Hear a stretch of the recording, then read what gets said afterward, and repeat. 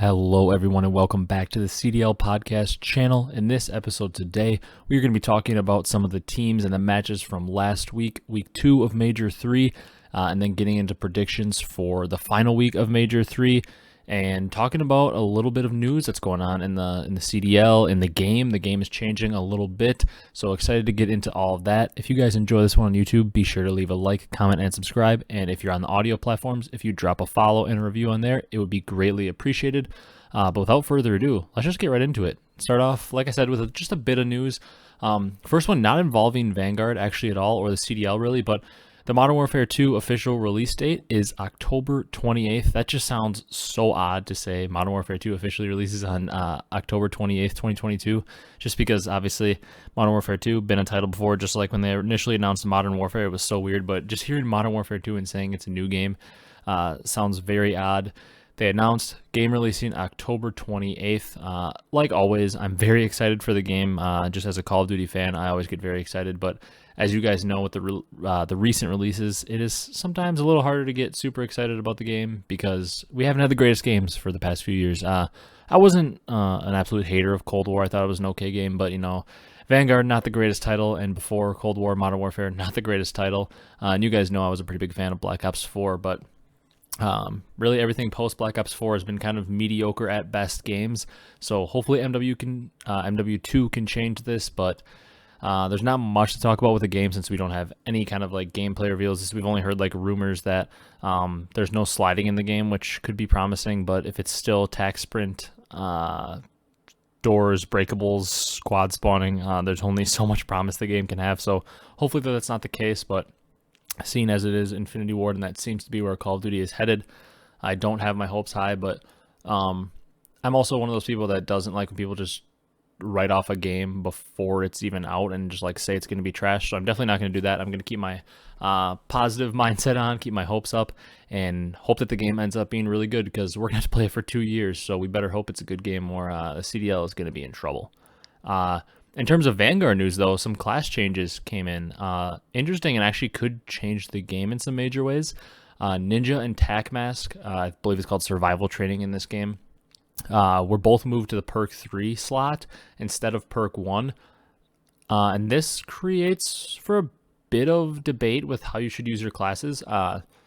As you know, Tac Mask or Survival Training was perk 1. That was like literally never used because Fortified or Flak Jacket was in the perk 1 slot, so there was really no need to use anything else unless I was maybe Search and Destroy and you wanted to use Ninja to be silent, which is what most people did. There was really no reason to use Tac Mask ever because in respawns you just run Fortified, so you couldn't get naded as easily, or you'd run Ninja and Search to be silent, or as close to silent as possible, instead of being very loud when you don't have it. And now with Tac Mask moved to slot 3, I still don't really think we're going to see it used all that much.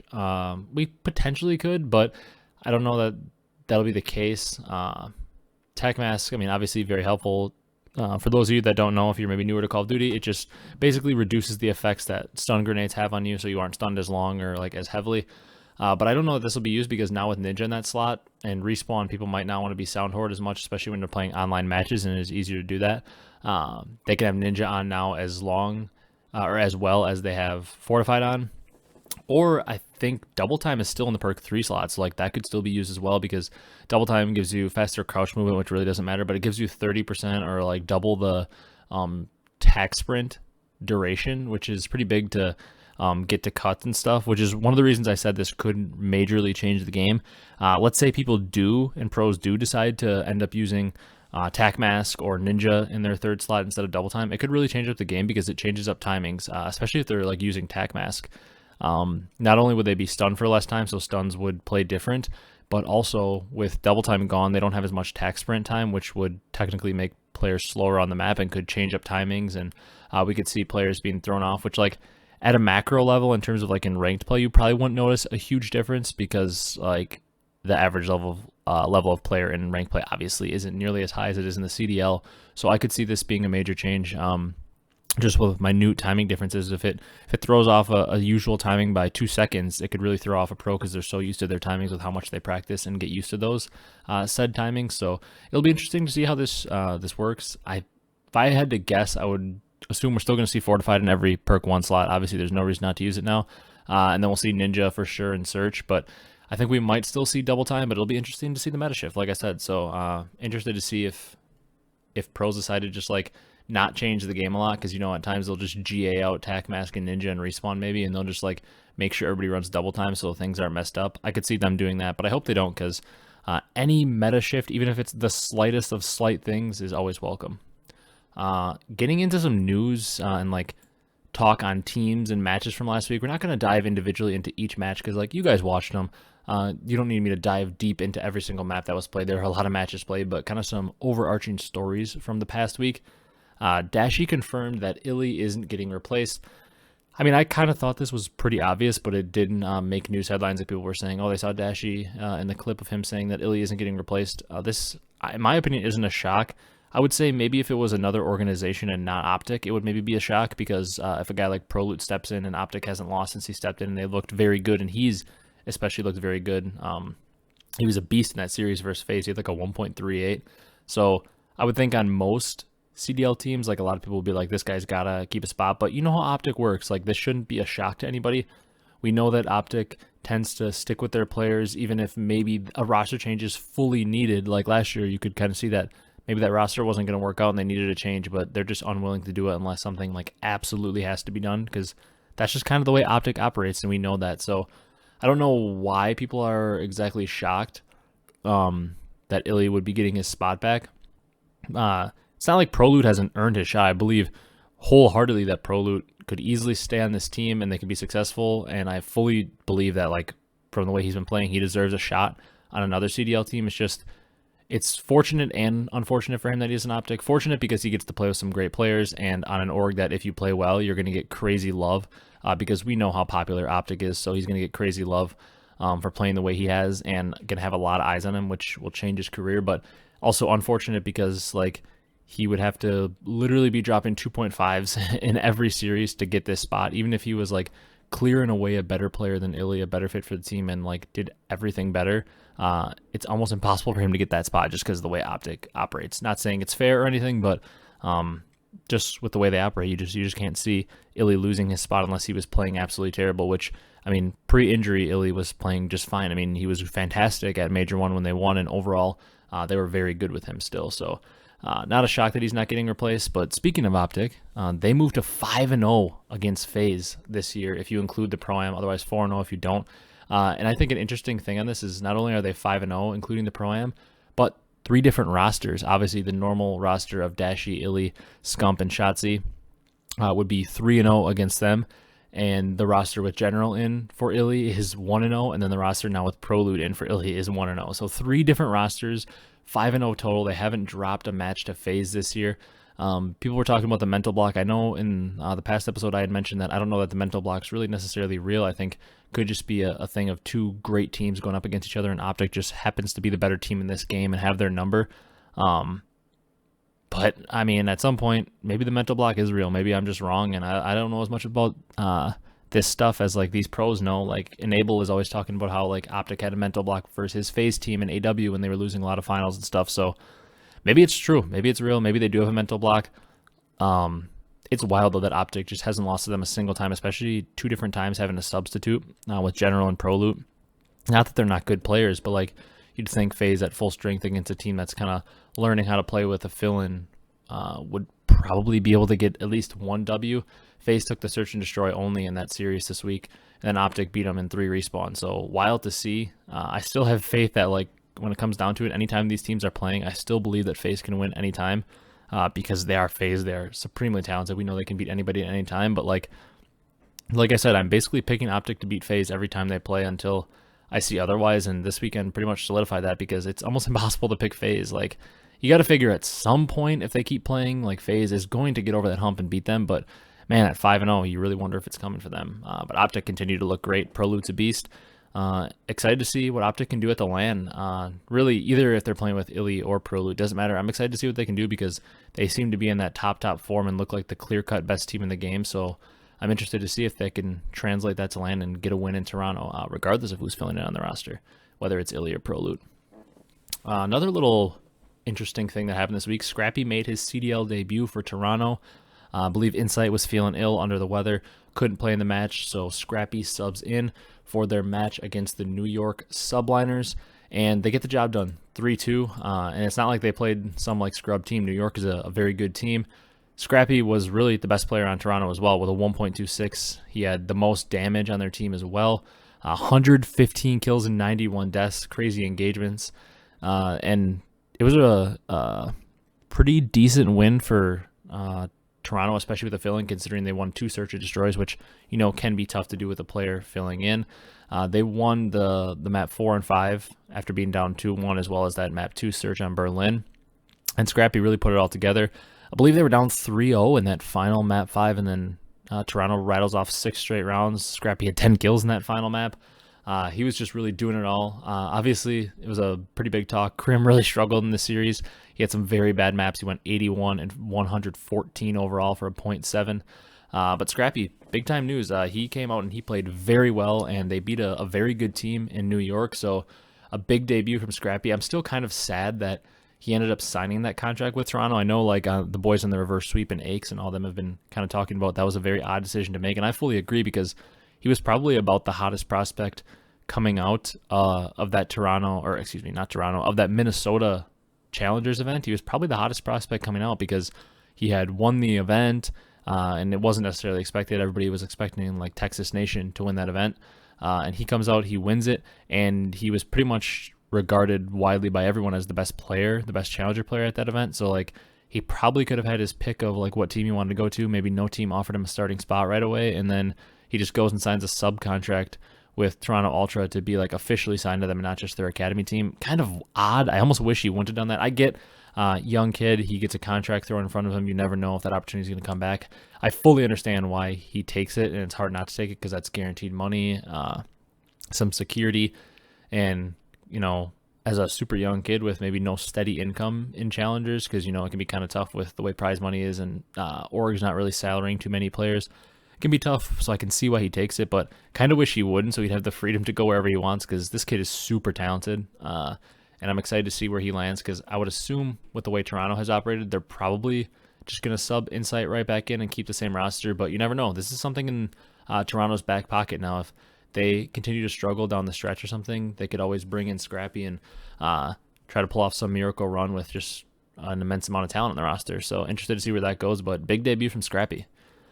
And then on the side of New York, this week, you know, not a terrible week in general for them. They 3-0 Paris. Kind of tough to take anything from that with how bad Paris is playing, and they did look good against Toronto. Krim really struggled, and apparently there were some server issues in that final map, but New York overall not losing much confidence in them. Thieves, kind of a dark week for them, I guess. Do they need to blow it up? Do they need to listen to Hecz, blow it up, as he always says? They dropped this week to the Surge 3-0 in their only match.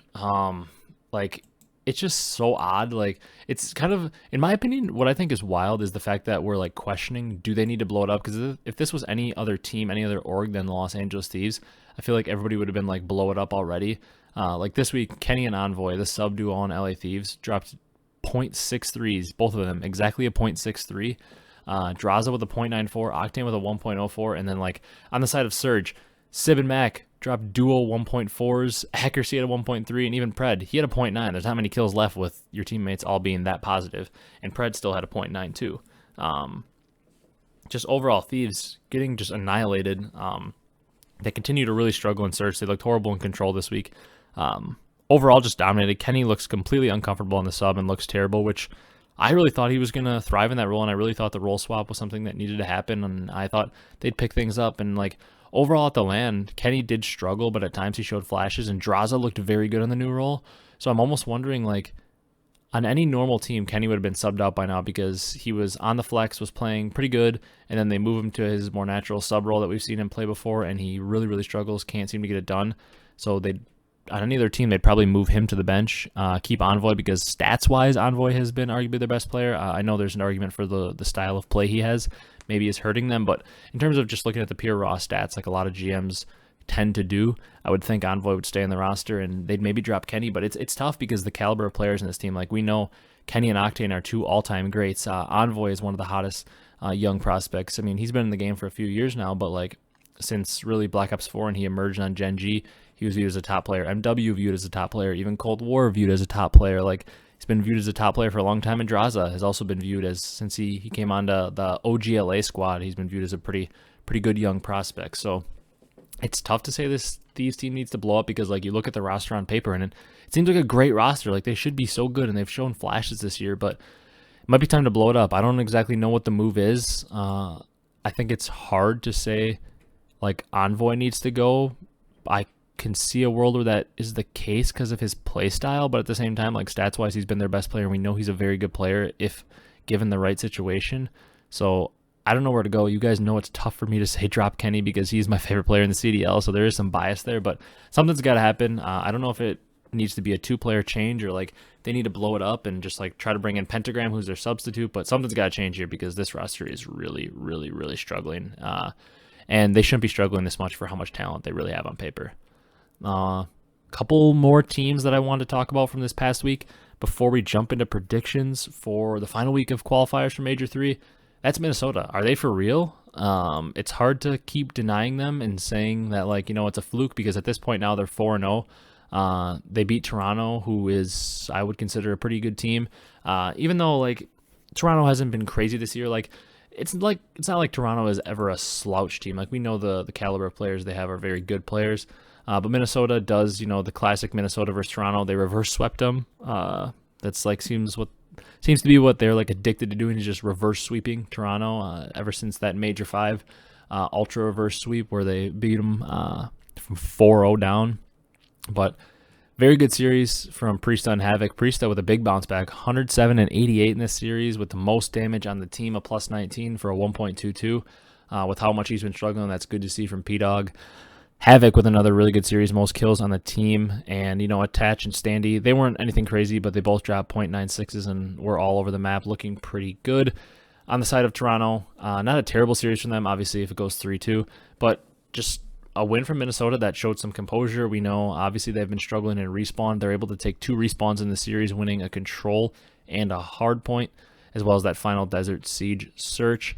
And in that final map, Havoc went absolutely massive, going 13-7. So big plays from him. Havoc's been playing really well since they picked him up on Minnesota. Post Pro-Am, I guess they really struggled at the Pro-Am. And then they beat Mr. Inconsistency of the CDL, and that is Florida. Priestahh had another 1.22 in this series. Attach had a 1.2.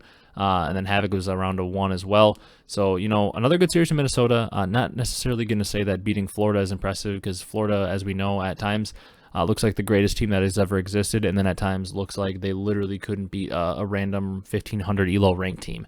Florida is just the most inconsistent team that's ever existed. So tough to take anything from that match, but Minnesota's 4-0, so it's hard to deny and say that they are like a complete fluke, because they're 4-0 in this stage. They're obviously going to be in winner's bracket. They have a potential to be the number 1 seed, and it's looking like the number 1 seed could be a very big deal, because the drop-off in terms of where we believe teams are at seems to be pretty big at that point. Like, right now, your top 4 in standings goes Røkkr, OpTic, Surge, then Faze, and then even 5 and 6, Ultra and Subliners, 2 teams that we feel are pretty good teams. Then once you drop to 7, it's Breach. I would expect Breach, you know, who do they have this week? They have Thieves in Florida. Breach could obviously move up from that 8 spot. I would expect them to move up from that 8 spot this week. So it's looking like the 8 spot is probably going to end up being like Mutineers, Thieves, Ravens, even Gorillas. Like, they all have 1 win and they're fighting for that final spot. All those teams are struggling. Ravens are struggling with a new identity. Gorillas look horrible. They've only beaten Paris. Thieves are 1-2. They look to be really struggling. And Mutineers, you know, they're Mr. Inconsistency, and Minnesota just took them out. So it's looking like that 1 seed could be a big deal for Minnesota if they're able to secure it. And all they've got to do to secure it this week is beat Atlanta Faze. So a tough task, but you never know. They could do it. They're a hot team right now. But I think they're for real. I'd like to see it at the LAN, though. I'm not ready to like call them an instant championship contender or favorite at Major 3, because I really want to see them do it on LAN first. But I do think they're in a good place, and I could very easily see them making a top 4 run at the Major. Last team, the Breach. They continue to beat teams they should beat, but once again get 3-0'd by Faze. Like, it's the story of the Breach. It's what I've been saying since the beginning. They seem like that team that is like the gatekeeper of like the top 5, top 4, because everybody below that, they'll consistently beat you. But then everybody above them, they like can't seem to get a win. Like, they beat London this week. Everybody in the team dropping 1.06s. Nero Cap, 1.05 for Methods, and a 1.16 for TJ. They just overall had a good series. They lose the map 1 hardpoint to Ravens, then they win a search, 3-0 the control, and then win a hardpoint. So, like, Breach, beat a team like London, who they should beat as they start to keep working in Harry and have been struggling a little bit without Gizmo. And then they go up against Atlanta Faze, and in typical Breach versus Faze fashion, they get 3-0'd. Overall, just fried in the series. Cellium, Arcitys just fried them. Everybody with a negative KD on the side of Boston. So, like, it's just typical Breach. It's what I've been saying about them all year. It's like, I don't know when this story's going to change.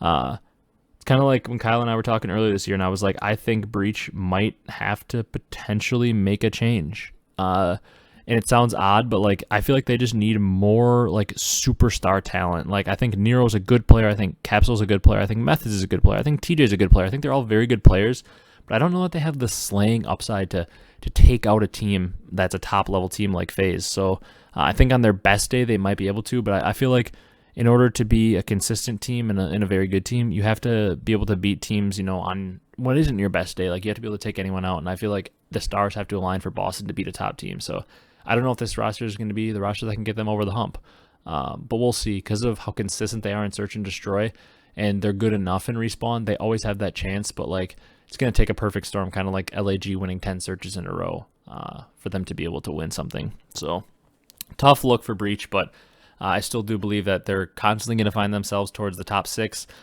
because of how good and consistent they are in Search and Destroy and how much they tend to stay in series. All right, that's all I want to talk about for matches last week, and, you know, some of the teams and where my thoughts are on them coming out of last week.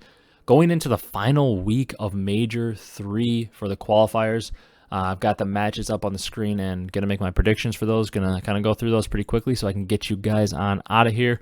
But first day of matches, got a battle of Paris Legion versus Toronto Ultra. Kind of an odd match. I would assume Insight's going to be back for this one. I guess as to the point I'm recording this and I hit record, we hadn't heard that, like, Scrappy was going to stay in or Insight was going to come back. I'm assuming it's not a long-term switch. Like they said, Insight was just not feeling great for the match. And right now, you know, I started the stage having a little more confidence in Paris coming out of that Pro-Am because, you know, you guys know me. I like Donnie Temp, and I was always kind of cheering for Paris to get better at some point because it's no fun to watch them just suck all the time. But I'm going to have to go Ultra here. I'm going to go in a 3-1 fashion. I do think Donnie Temp's going to play really well. I do think Ultra is shaky enough in their respawns that I think there is a way that Paris Legion can take the first hardpoint there or the control.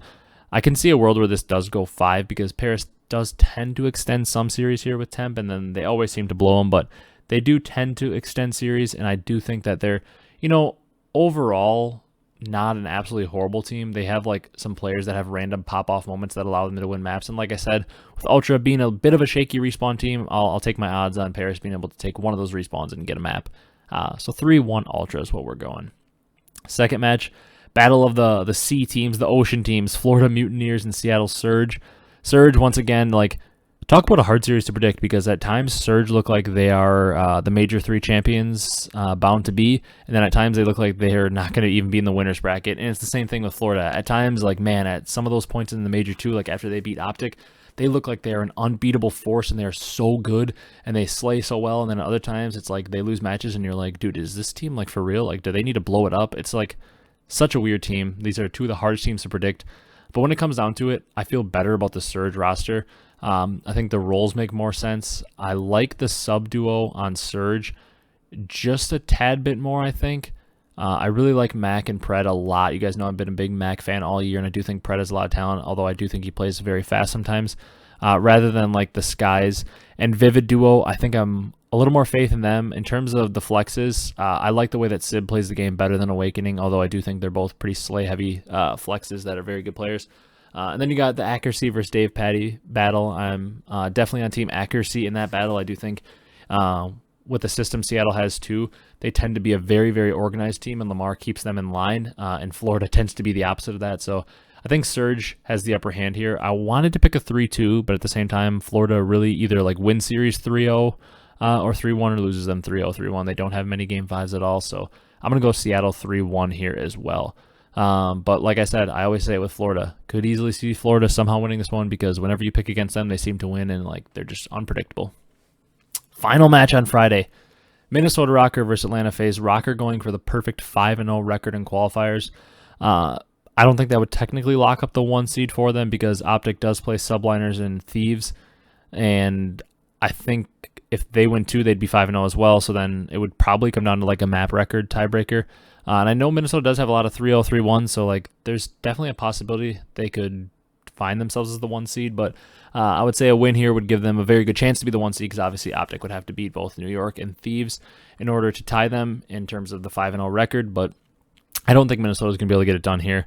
It's tough to ever pick against Faze. I always say it. I do think Minnesota has very much improved, but I don't know if they're ready to beat a team like Faze. Like we're debating maybe Minnesota is a top 4, top 3 team right now with how good they've looked. And, really it seems like OpTic 1, Faze 2. And then after that, it's kind of a bunch of question marks. Like you got New York up there. You maybe got Minnesota up there. But even after those teams, like London used to be there, but they've been struggling. Surge used to be there, but they've been struggling. Even Breach, same thing, used to be there, but they've been struggling. Ultra, who are they? Do we know? Are they actually really good, or is this kind of a little hot stretch? Like after we get past that OpTic 1 Faze 2, it's kind of a bunch of question marks on where we want to order those next 4 or 5 teams. So Minnesota, with a win here, they could definitely cement themselves into that top 4, top 3 for sure. But I just don't think they're going to be able to get it done. I do think it goes potentially to a map 5, although I would favor Minnesota in a map 5, I think, if it were to happen. So I'm going to go Faze 3-1. It's going to be 3-3-1s on day 1. I know it's kind of a boring way to pick it, but it comes down to the fact that I do think if this goes maps to a map 5, I like Minnesota search and destroy more than I like Faze. So for that reason, I think I'm going to say Minnesota takes the map 2 search and Faze beats them in 3 respawns, kind of like you'd expect. But I definitely see a world where Minnesota, if they're able to steal a respawn, I think they can win this series because like I said, I do think they're the better search and destroy team. Faze has looked very shaky, even though they did beat OpTic in a search last week. They've looked overall pretty shaky recently. Moving on to Saturday, another Faze match. Faze versus LAG. Don't know that we have to spend much time on this one. LAG has looked shaky, to say the least. They 3-2'd Paris for their only win so far of Stage 3. They're still working Gunless back into the roster. I'm going Faze 3-0 here. You got to pick some 3-0s, I always say, and then this seems like a pretty obvious candidate for it. Next match. Toronto versus London. London obviously still working in Harry. Like I said, Toronto, we're not fully sure if they're playing with Scrappy or Insight. Haven't really heard if Insight's illness or whatever was going on is like long-term or it could affect him, or if it was just, on the day he was feeling terrible, couldn't play, and Scrappy subbed in. But in this match, I think I'm going to go Ultra again. I'm going to go 3-2 on this one, though. Ultras tend to play, I think, both of their series, if I look here. Last week, yeah, Ultra lost 3-2 to Røkkr and then beat New York 3-2. Both their series went to a map 5 last week. That tends to be what they like to do, it seems like, recently. And I do think London are a good team.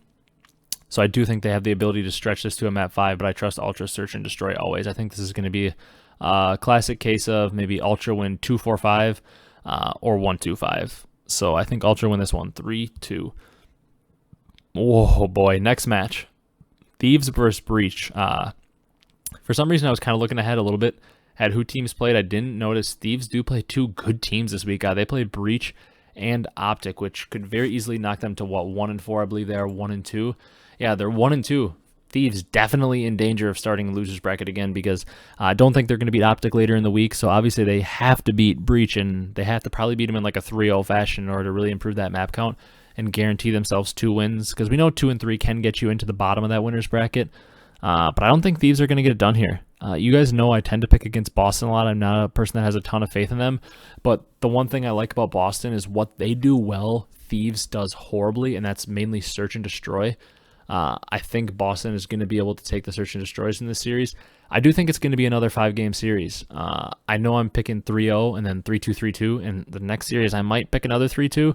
But I'm going to go 3-2 Boston here. I like them, just like I said with Minnesota, or excuse me, with Ultra in that London series. I like them to take 2 search and destroys. I also like Boston to take 2 search and destroys because, like I was saying, what Boston does best, search and destroy, is really what Thieves does worst, search and destroy.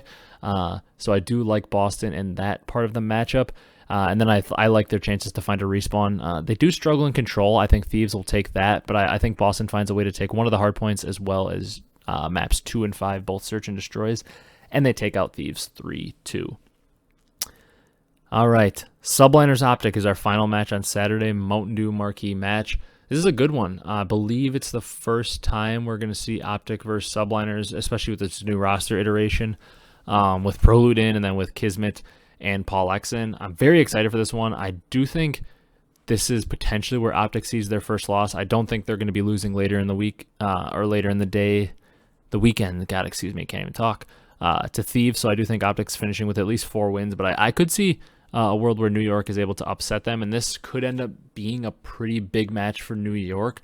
Probably is going to mean more to them than it means for OpTic, because OpTic with 3 wins obviously pretty much has winner's bracket locked up. But New York, they are at 2-2, so, you know, pretty much I would say there's a good chance they're locked into winner's bracket, but you never know. With the loss in a maybe like a 3-0 fashion or something, with the way the map counts could work, could knock New York down to loser's bracket where they don't want to be. So it's a tough one. I did back-to-back 3-2s. I think I'm going to go 3-1 on this one. I think New York take a respawn off OpTic, either the map 1 or map 3. I think they probably take the map 1, and then OpTic rattles off 3 straight. They rattle off a search. It's tough to beat OpTic in control. As we know, they've pretty much been wire to wire the best control team in the game so far this year. So I think New York probably ends up taking the map 1, and then OpTic rattles off 2, 3, 4 straight. Even if this was going to a map 5, I think I'd still favor OpTic, because I do believe that their search and destroy is better than New York's at the time. But I think this is probably the series, you know, of the ones we've said so far. I'm really looking forward to that Røkkr and Faze series from day 1, and then really the first 3 series on Saturday are not really catching my eye. I'm not really looking forward to the Faze Gorillas, Ultra Ravens, Thieves Breach. Like, all those series are kind of to me, but I'm really looking forward to this OpTic versus Subliner series. Two teams that I believe OpTic, the number 1 team, and I think New York are around that 3 or 4 team right now. So excited for this one, but I'm going OpTic 3-1. Going into the final day of matches, got some interesting ones. Really not too many top teams playing, if we're being honest. Surge versus Ravens could be a decent seeding implication game. Obviously, Ravens going to be either 2-2 or 1-3. Surge in the same boat, going to be 2-2 or 3-1. So Surge could be playing to get really a top seed. Ravens could be playing for their winners bracket lives here. I'm going to go with Surge, though. I think that might surprise a lot of you guys. Like, I've been a Ravens stan all year, but, like, I don't know, something about this team since Gizmo had, you know, some behind the scenes stuff going on with his family, a tough situation where, you know, maybe mentally he just wasn't in the game. Can't blame him, because obviously when you're going through stuff outside the game, it's going to be hard to stay focused, especially stuff that's really affecting your day-to-day life, like it was with him and his family.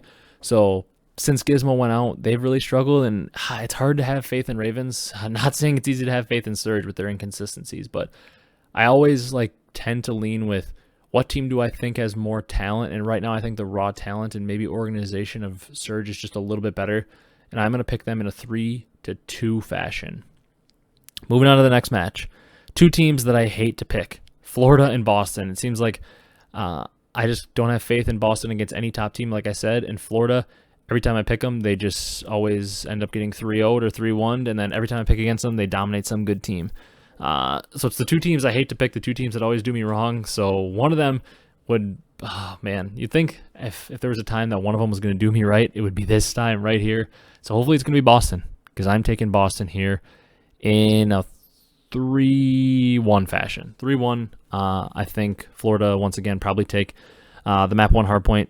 Actually, no. We'll say Florida are down 2-0 and take the control, because Boston tends to really struggle in control. So I think Boston's going to close it out maybe through 2 hardpoints and a search and destroy in a 3-1 fashion. Then the final match of Sunday, Mountain Dew marquee match. OpTic gets both marquee matches this weekend. They play against the LA Thieves. Man, you know, this would typically be a better match. I get why it's the marquee match, because, you know, the rest of the matches on this day aren't great, and, you know, Thieves and OpTic are 2 very large brands in the CDL, arguably the 2 biggest. I think I'm still going to lean OpTic here, though. It's hard not to pick them. I'm going to say 3-0, because Thieves have shown me nothing. OpTic looks like a very good hardpoint team. They look very good in search, where Thieves look extremely weak, and they are still the best control team. So it's very tough to see a way that Thieves win a map. I would venture to say Thieves, if they're going to win one, would probably be the hard point, because I don't see them beating OpTic in a search or a control. Maybe the only other way is if OpTic is 4-0 at this point, and Minnesota's also lost to Faze already, and they're 4-1, and it's like pretty much a guarantee OpTic could get 1 seed. I could see them kind of working on their map pool with Prolute in case they are having to play with him at the major and maybe want to expand that a little bit for a potential best of 9 final. I can maybe see a world where Thieves makes it more competitive. if OpTic are just trialing maps, which sounds super disrespectful, but that's kind of the point we're at with Thieves. They've looked pretty terrible. So I'm going OpTic 3-0, maybe with some contingencies of they could potentially be trying on other maps, but I just don't see a world where Thieves are able to not only beat OpTic, but even keep this really competitive with how bad they've looked and how great OpTic have looked. That's going to do it for this one overall, though. I hope you guys enjoyed. Kind of another little shorter episode, but right now, there's not as much to talk about because really roster changes aren't shifting as much. There's not as much news. We're kind of in that lull of the middle of the year post mid-season break where things are dying down a little bit. There isn't as much hype for the new game yet, and, you know, going into champs, there haven't been those like champs roster changes yet because we're not quite there. But I hope you guys did enjoy this one. If you guys are on the audio platforms, be sure to drop a follow, drop a review if you're able, drop a 5-star review if you're able to do that.